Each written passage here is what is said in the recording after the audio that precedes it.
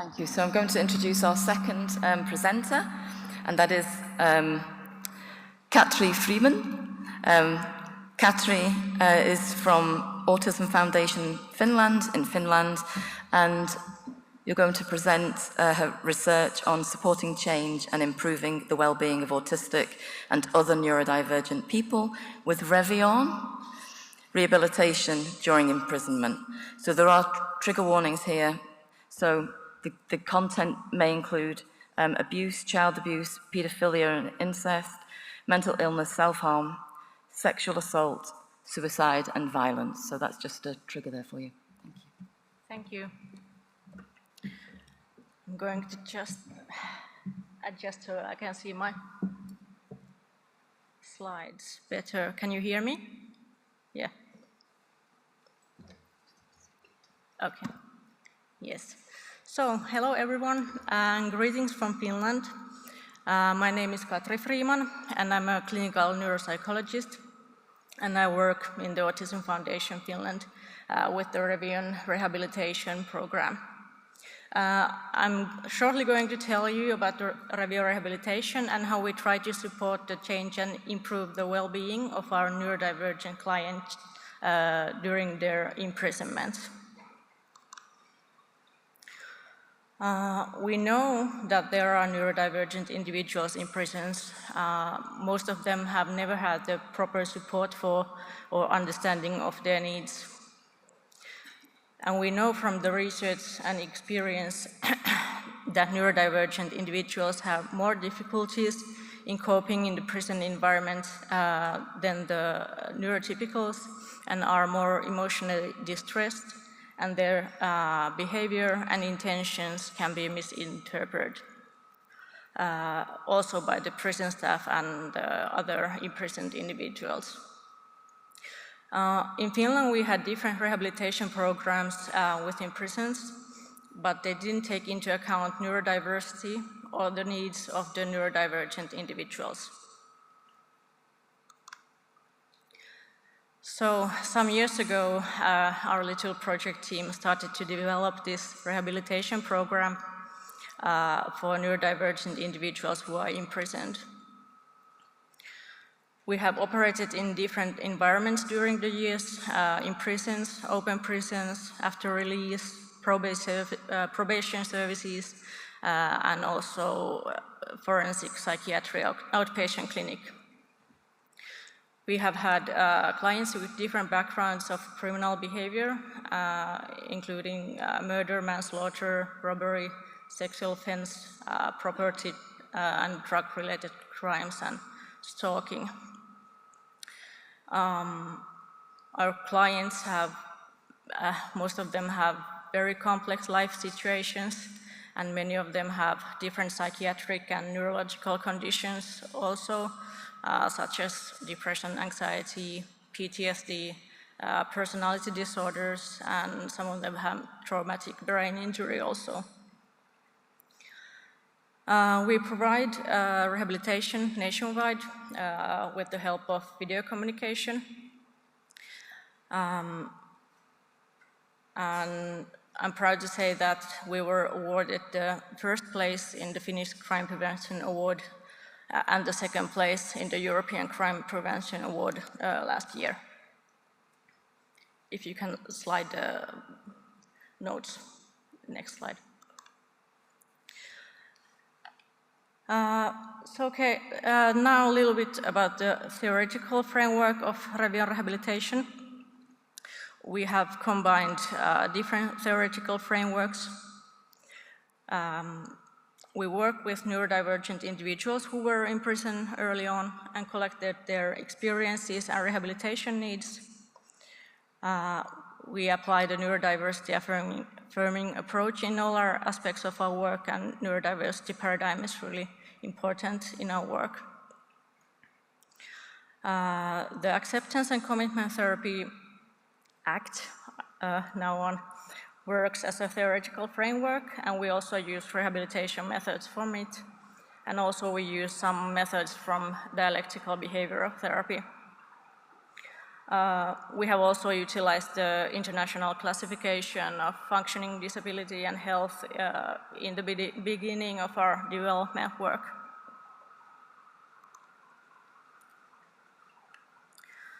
So ACT and neurodiversity affirming approach are compatible. They both center on acceptance, compassion, and valuing individual differences rather than trying to change them.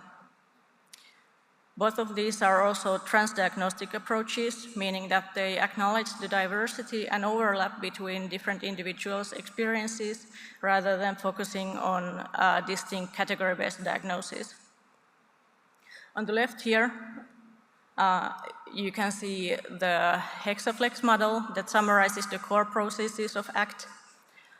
There is contact with the present moment, values, committed action, self as context, diffusion, and acceptance.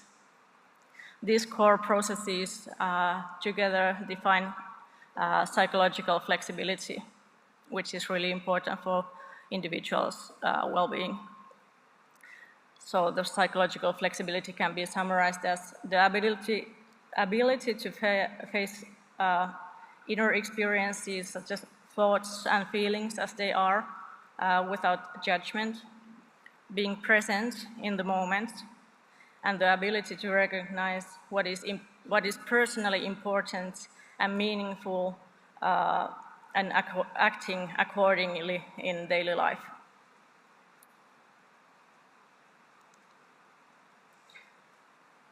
So here you can see the goal categories in which most of our clients' goals fall into. Most of our clients have the main goal of not coming back to prison or not doing things that will make their stay there longer. And usually there are problematic behaviors such as impulsive violence, substance abuse, harmful people-pleasing, or self-criticism that directly or indirectly contribute to this goal. Many of these behaviors are linked to the aforementioned psychological inflexibility or flexibility. When it's inflexibility, it's like avoidance of thoughts and feelings. It can be a rigid rule-governed behavior. You have inner like rules that you try to apply, and difficulty being present in the moment. So to increase the psychological flexibility, we practice different skills you can see down there.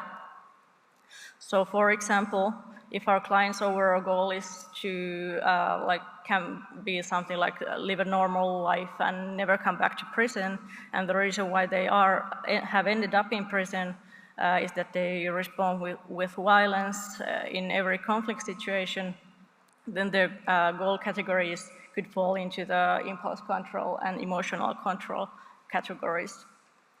And then we would practice together the skills such as contact with the present moment, emotional awareness, and cognitive diffusion, and so on.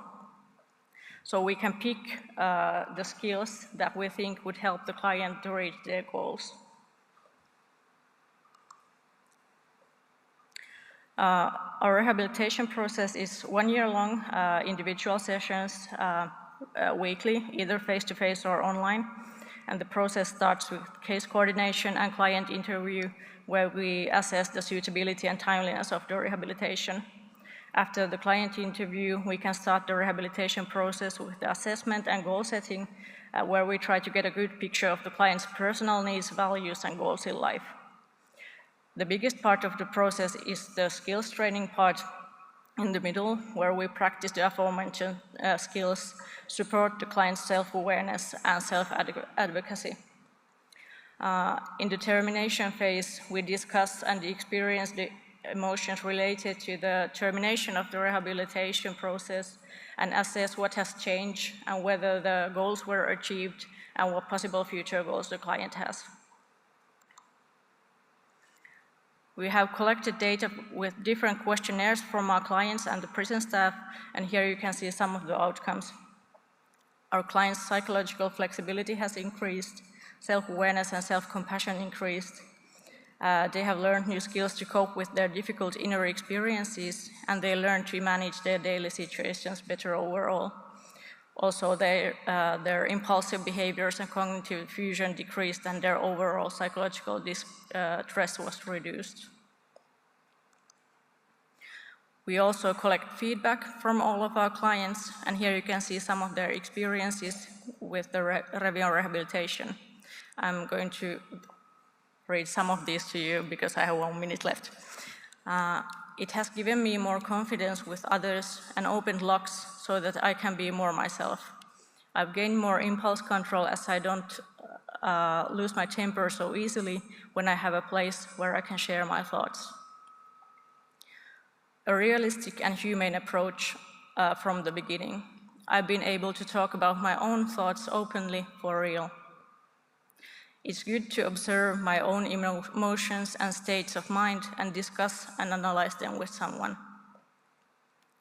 My drug use has decreased considerably. I can better understand the consequences of my actions and what to do to get to a certain point in life. I can have other emotions besides hate. And this was my last slide, so thank you very much for your attention.